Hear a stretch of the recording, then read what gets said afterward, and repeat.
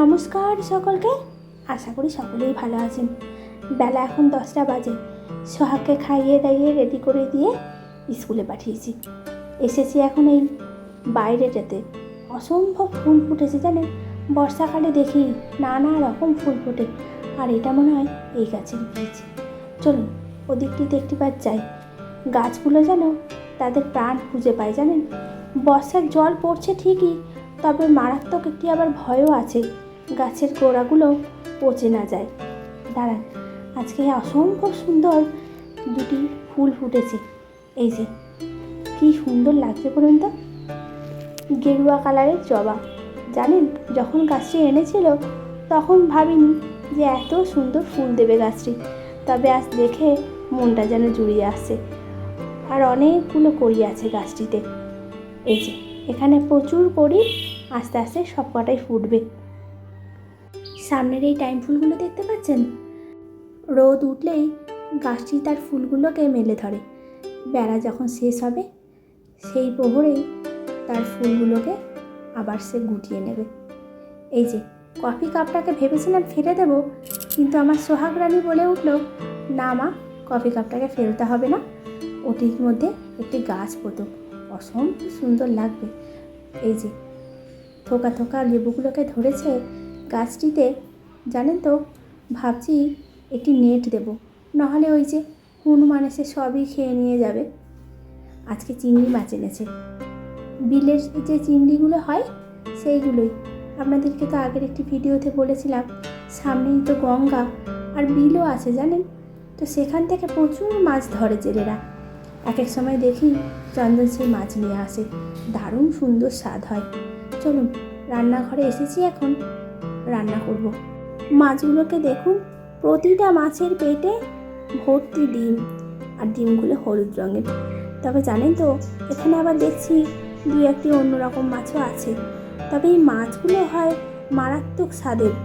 চলুন কড়াই একটু তেল দিয়ে নিই। মাছ তো খুব ভাজতে হয় না, তা ভাবছি 2 মিনিট ভেজে তুলে নেব। এই মাছগুলো ভাজা হয়ে গেলেই চন্দনকে একবার মনে করিয়ে দেব সোহাগকে আনতে যেতে। নাহলে জানেন তো, এখন তো প্রচণ্ড পরিমাণে বৃষ্টি হচ্ছে, সেই বৃষ্টিতে ছানাটা আমার ভিজে কাকতাড়ুয়া হয়ে যাবে। দাঁড়ান, মাছগুলো মনে হয় লাল লাল করে ভাজা হয়ে গেছে। চিংড়ি মাছ তো বেশিক্ষণ ভাজতে হয় না। চলুন কড়াই থেকে নামিয়ে নিয়েছি, সঙ্গে কয়েকটি আলু দেব। আলু ছাড়া মাছের ঝোলে যেন কোনো রকম স্বাদ পাওয়া যায় না। আলু আমার ভীষণ প্রিয়, সোহাগেরও তেমনি।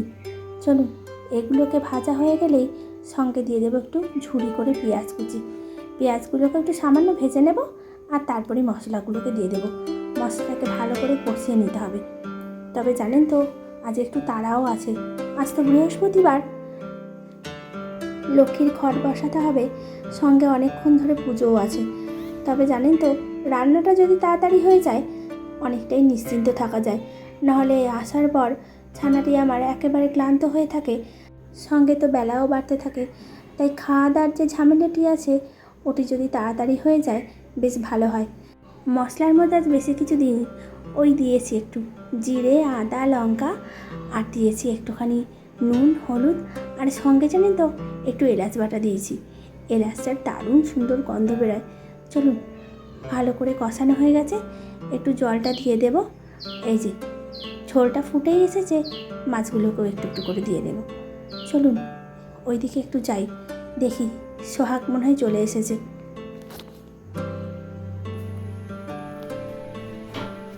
কি চলছে রান্না দেখি।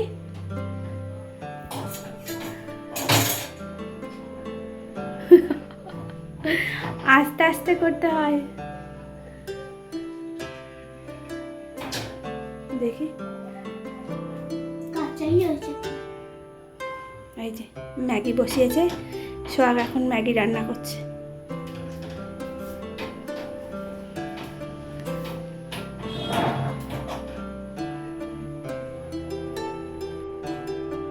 আর যেন না পড়ে।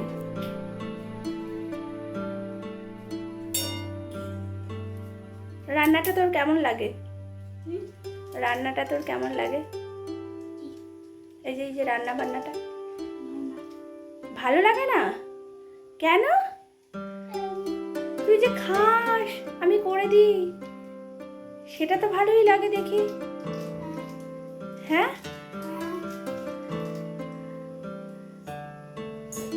কিরে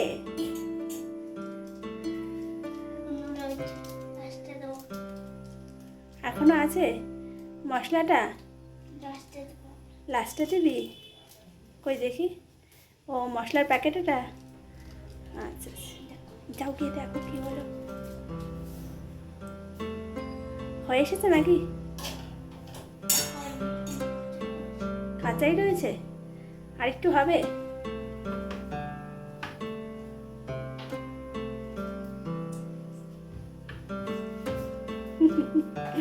আচ্ছা, সন্ধ্যা হলে ভীষণ খিদে পায়। গরম হয়ে গেছে, চামচটাকে নিচে নামাও।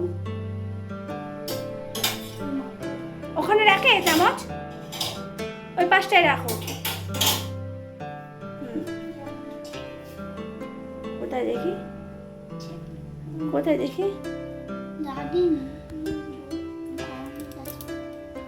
গরম হয়ে গেছে।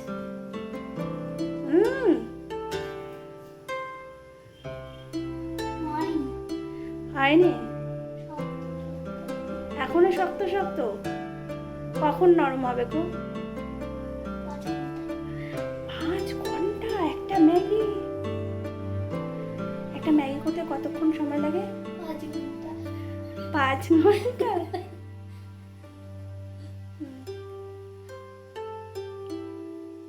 দেখো দেখি কত দূর হলো ম্যাগিটা, দেখি। বাহ,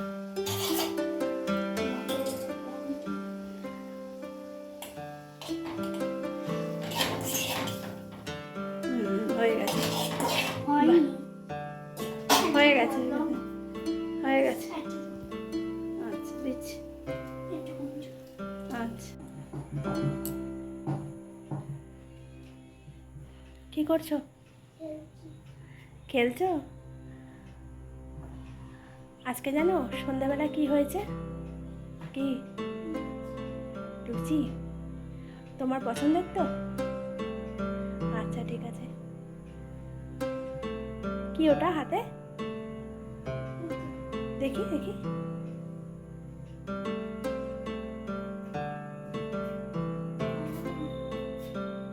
বাহ বাহ বাহ বাহ বাহ বাহ বাহ, কি সুন্দর। দেখি মেয়েটাকে দেখি।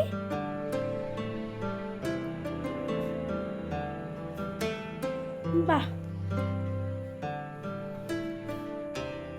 বাহ, একদম সোহাগের মতো, তাই তো? দাঁড়া, লুচি এনে দিচ্ছি, ঠিক আছে? হ্যাঁ হ্যাঁ হ্যাঁ।